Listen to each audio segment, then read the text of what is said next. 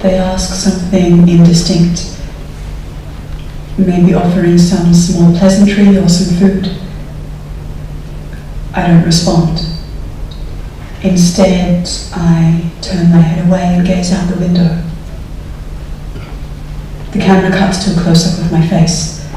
The light from the window makes the unshed tears glisten. Quick cut flashbacks of me being lifted high in an acrobatic lift, or my first dance with my lover in a darkened hall, or high above a crowd on a stage in the Champs-Élysées club. Pirouettes, feet kicking, my trainer pressing my spine, sweat, stage lights, applause. We cut back to me in the room. I'm still staring out the window. The camera tracks backwards to reveal the wheelchair I'm sitting in. I don't cry, because we want you to.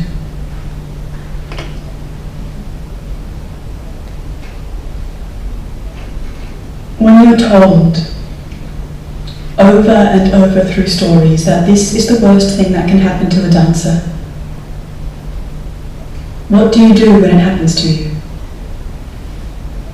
What do you do when you find yourself inside a melodramatic Hollywood cliché? A fabricated tragedy with only one message: your life is now over. And there aren't a lot of other mainstream narratives telling you otherwise. A few inspirational porn videos on BuzzFeed of wheelchair users or amputees performing stunts to make non-disabled people feel motivated. But there's no longer a place for you in the industry that you dedicated your life to.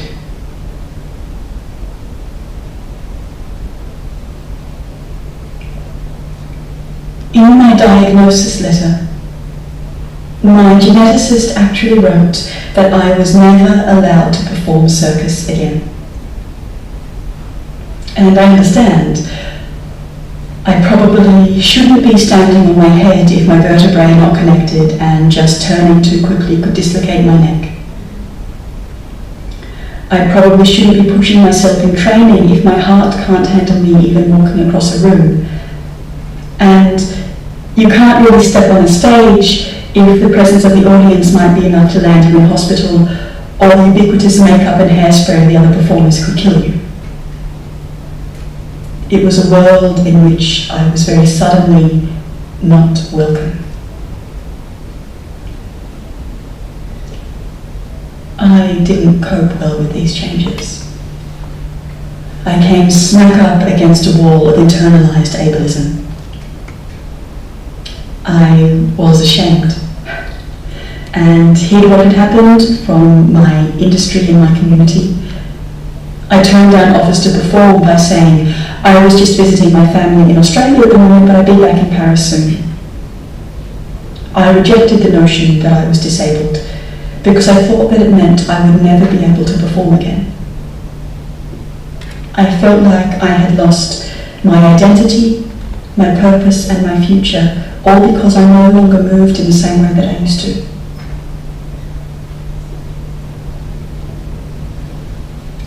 Dance and the other disciplines that I come from, physical theatre and circus, are inherently ableist spaces, hyper-ableist spaces. And I used to see value in that mindset, because when you're inside there, you don't think of it as ableism. You think of it as stretching outside of your limits.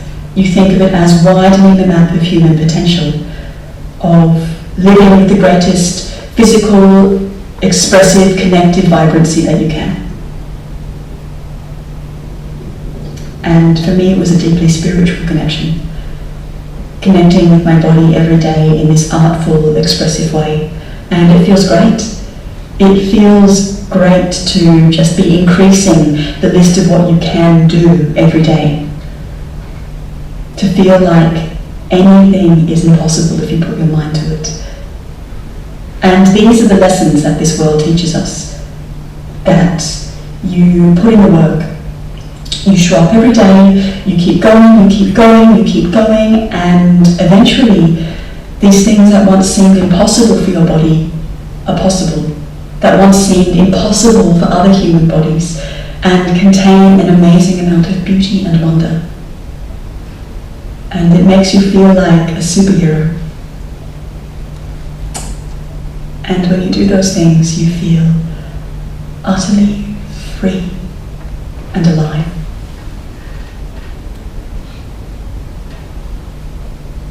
When I became disabled, you can do anything if you try hard enough. You just have to push through and dig deep. Overcoming obstacles about attitude and effort were suddenly very, very dangerous ideas to be carrying around in my body. If you don't understand how these notions are ableist, just try and imagine how it would feel for someone who cannot do these things no matter what. That sitting in a wheelchair, it's not a question of attitude or effort or practice that's going to let you stand and walk.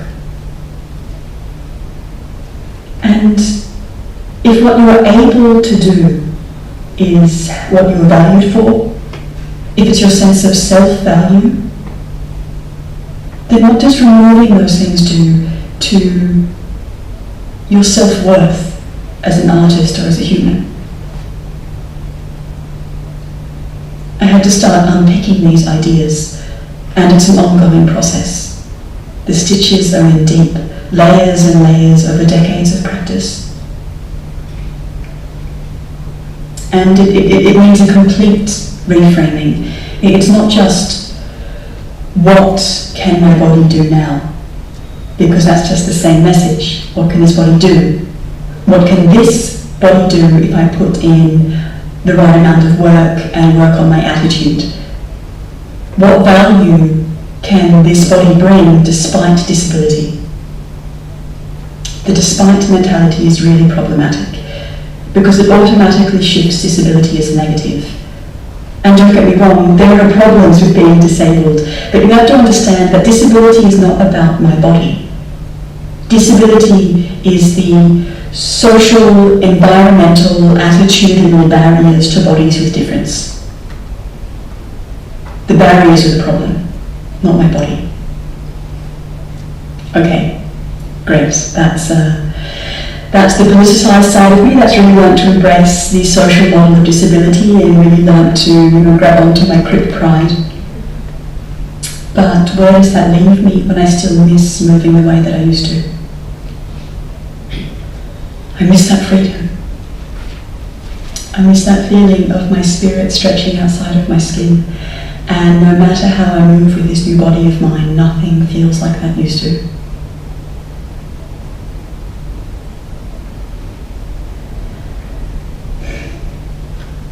Ehlers-Danlos syndrome, one of the multiple conditions I live with, is a disease of dancers, gymnasts, circus artists and yogis. Your body, made differently at a cellular level, can twist and stretch in ways that others cannot. Which means you're drawn to and excel at disciplines that reward hypermobility. But over time, it means that you dislocate multiple times every day. You prolapse, you rupture, you tear. In your bones, your brain, your heart, your lungs, your guts, even your very cell walls and veins are so flexible they burst. How could I forgive my body with its crooked genes? Those same genes that had once given me an advantage in my profession but suddenly turned on me. How could I learn to listen to the needs of my betrayer? A phrase that really helped me learn to cope physically and emotionally with both my illness and my disability was one that I think I'd never uttered before. I can't. I had to learn to love that, to embrace it, to not be ashamed of it. It wasn't an excuse, it just was. I can't. And it was free. I don't have to do that, because I can't. And it helped me learn how to ask for help, It helped me learn how to accept help, which is very difficult and something that I am again still learning. But most of all, it helped me reshape and reframe how I saw performance and my body in performance.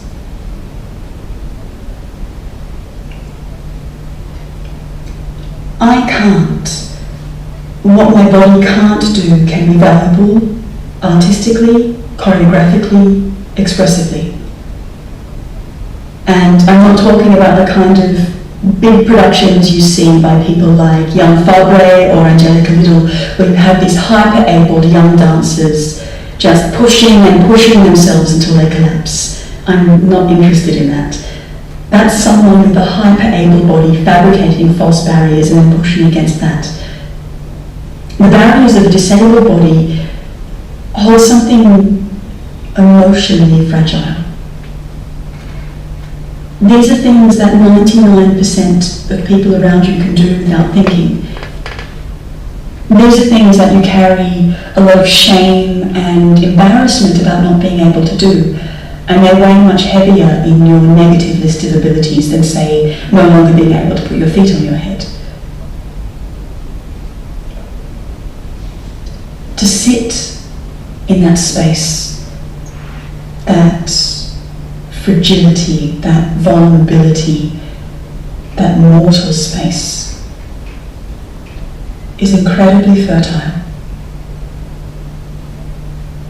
It's incredibly difficult. It's really hard to hold yourself in that space because everything you do feels like a failure. And that is a really large emotional toll. But I feel like that's where something really human resides. That my dance is the fact that I can't walk across a stage. Not, wow, look what I can do in my wheelchair. It's the cannot, the negative movement.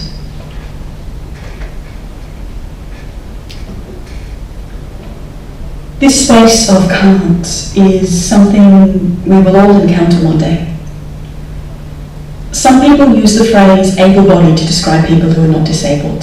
Some use non-disabled to frame disability as the normative state. And some use temporarily abled or not yet disabled to indicate that all of us, one day, if we live long enough, either through accident or illness or age, will find ourselves in that state of disability.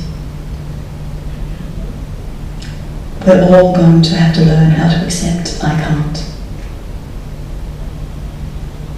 And I started to find a kind of respect for this non-conformist part of my body, this non-compliant rebel. My brain or the choreographer or the industry would say, do this, and my body would say, no. I'm not going to play your game anymore. I won't follow your rules. I won't suffer for your profit anymore. I will move how I want to move, and I will also not move when not moving is what I prefer. We're taught that no means push a bit harder, that no means you're blocking an offer or lazy. What if no is just another way forwards? No is saying yes to something totally different than what is on offer. I had to work with my body in a narrative of mutual consent. And my body began to move beyond saying no. My body began to speak for itself. My body, as protest, began to convulse with allergic seizures, dystonia, spasticity and spasms, as well as fainting and paralysis. Uncontrollable and unpredictable.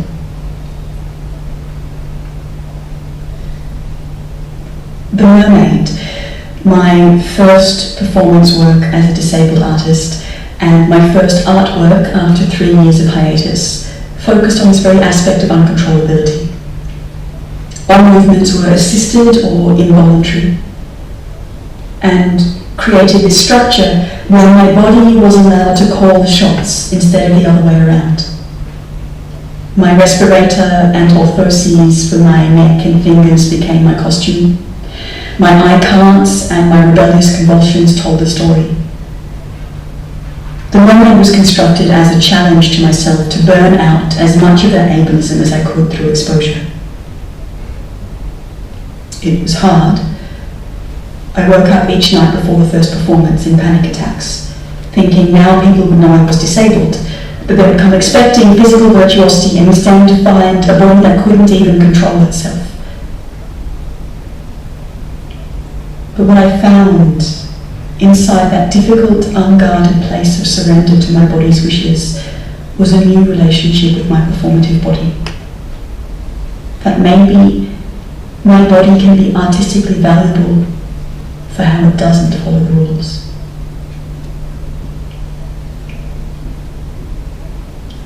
I don't have all the answers. I don't know how to stop the yearning or the grieving. I'll still probably try to create work in the future that aims for that despite my disability virtuosity. I secretly hope that scientists will invent a flexible exoskeleton that allows me to move the way that I used to and feel how I used to feel. I don't know where this leads me, because this is still the beginning of my journey. I think as an industry and as a culture, there are still a lot of problems in the ways in which we place value on performing bodies. But I'm glad that my body is part of the resistance, part of the revolution against these narratives that tell us our only worth is in what we can do. And now that I've scratched the surface of this practice, I've discovered many other wonderful performance artists who follow the diktat of their body, placed at centre of the choreography or narrative. Artists like Claire Cunningham, who uses the awkward grace of her crutches and osteoporotic bones to dance her body's limits. Jess Tom, whose Tourette's jumps in to interrupt her script at will. And rediscovering directors who celebrate the unique limitations of disabled bodies as being choreographically relevant. Jérôme Bell, Romeo Castellucci, Lloyd Newson. And I'm so thankful to these hidden pockets of rebellious bodies making waves in this ableist sea, creating narratives that fight against the dominant paradigms, so that maybe when this one day eventually happens to you, it won't seem like a tragedy at all.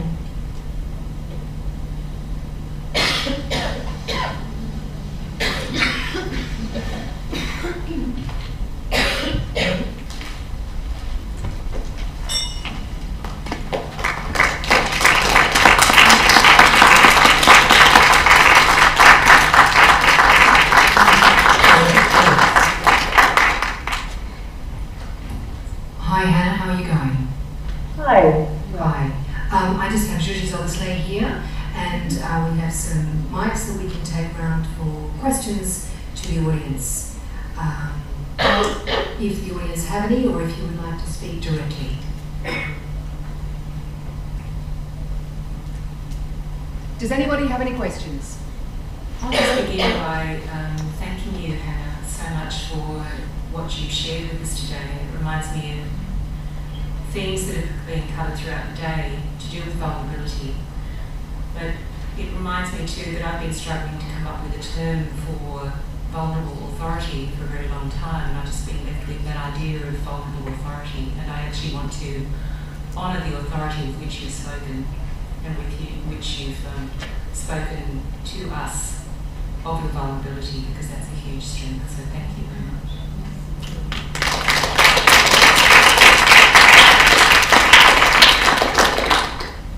We have microphones, Hannah, so we've got two people with roving mics, and we can open it up to the floor that some people might just like to chat with you if you feel okay with that. Okay. So does anyone have anything you'd like to reflect on or say to ask Hannah in reference to where we've been today, or asking about the mermaid perhaps? I can speak to the mermaid, if I may, Hannah. some of the photographs and the performance is just so incredibly dynamic, and this incredible mermaid's tail and the mask that you wear and your chair.